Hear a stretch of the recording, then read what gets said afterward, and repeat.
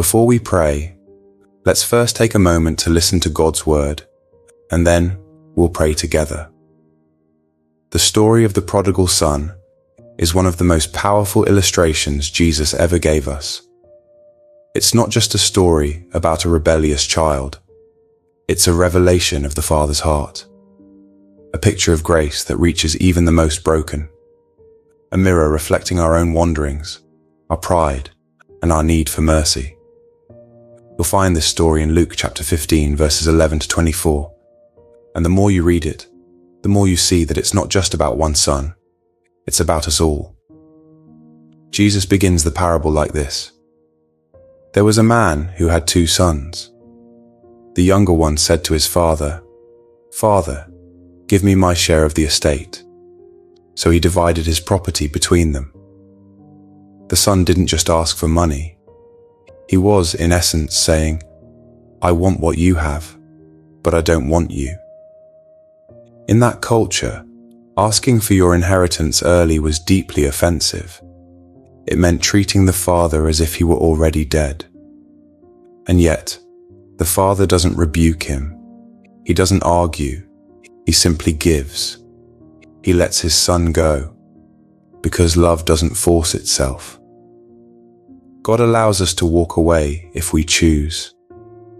He honors our free will, even when it leads us into pain. The son takes his inheritance and leaves for a far-off country. He's chasing freedom, chasing excitement, chasing his own truth.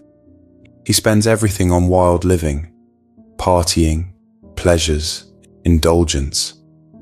At first, it feels like freedom, but soon the money runs out, the friends disappear, the fun fades, and then a famine hits.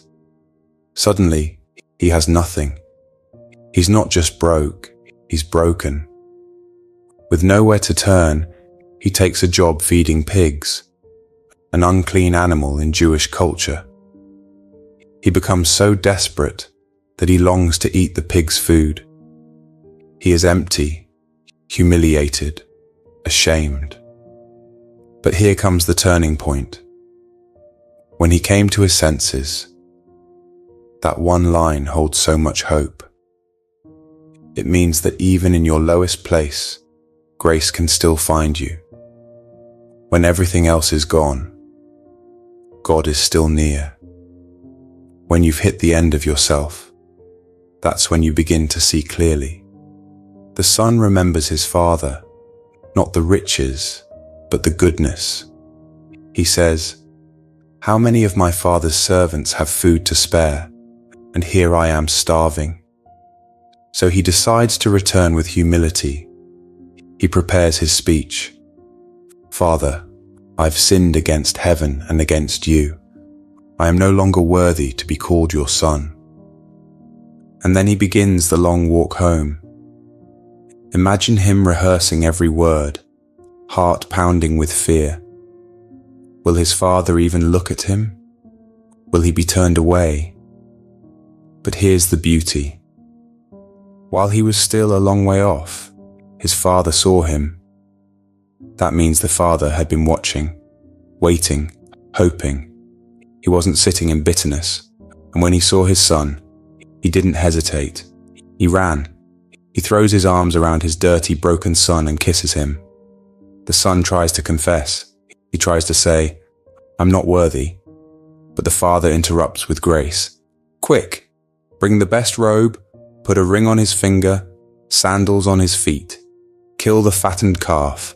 Let's celebrate." Why? Because his son had come home. That's the gospel. That's what Jesus is telling us. The Father is not waiting to punish you.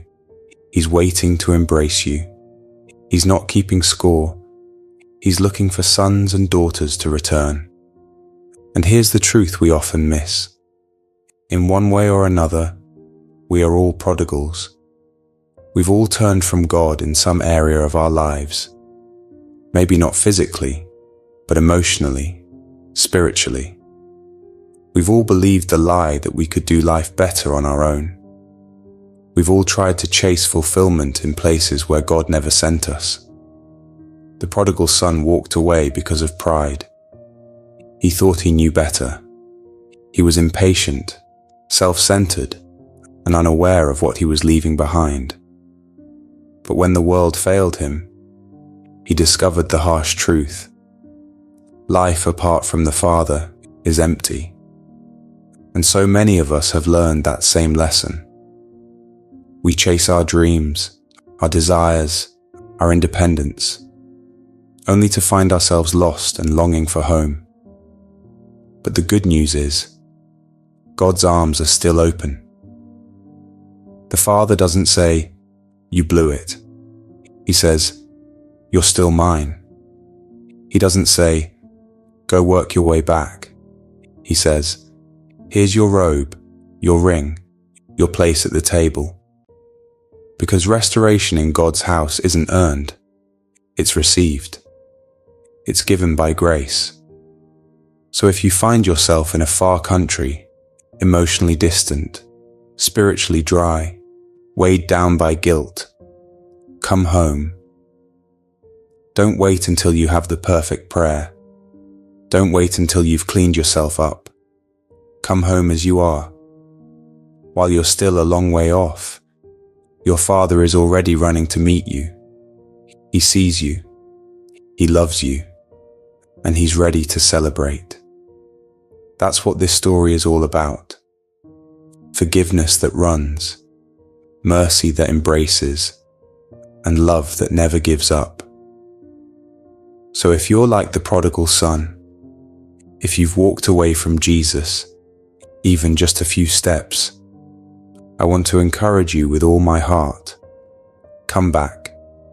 He's not angry. He's not distant. He's not done with you. He's waiting. And when you return, all of heaven will rejoice. Now let's take a moment to pray together. Dear Lord, your word in 2 Chronicles 7 verse 14 speaks straight to my heart. It says, "If my people, who are called by my name, will humble themselves and pray and seek my face and turn from their wicked ways, then I will hear from heaven and will forgive their sin and heal their land." Lord, that's what I long for. That's what my soul aches for.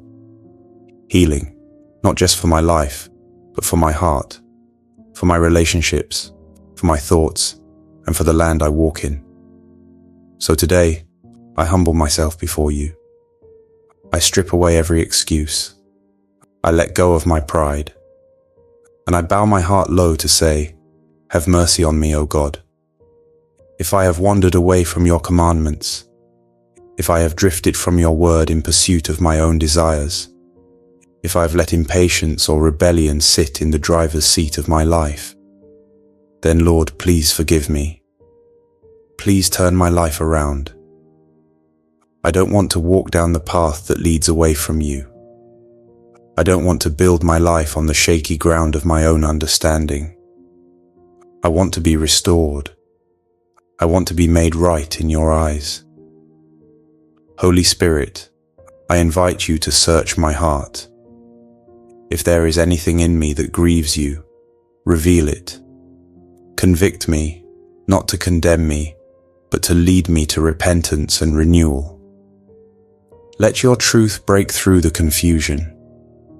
Teach me to turn away from the world's empty promises and fix my eyes only on you.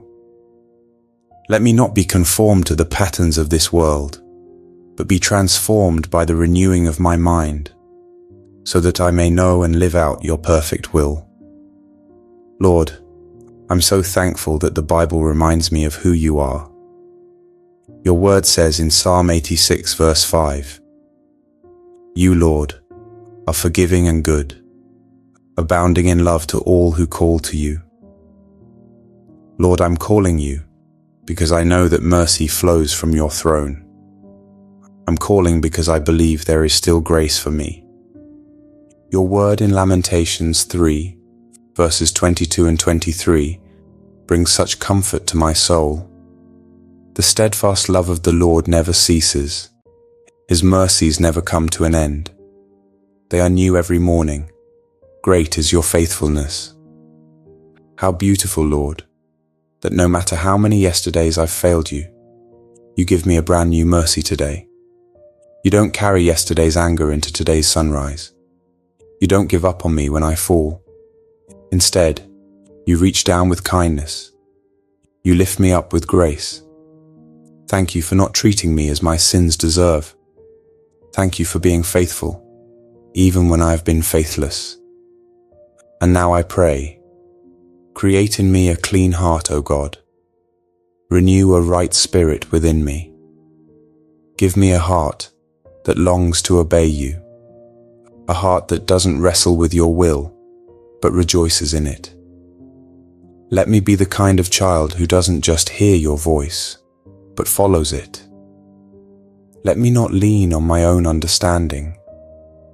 Let me not make choices that are rooted in selfish ambition or human logic. Instead, teach me to seek wisdom from your word.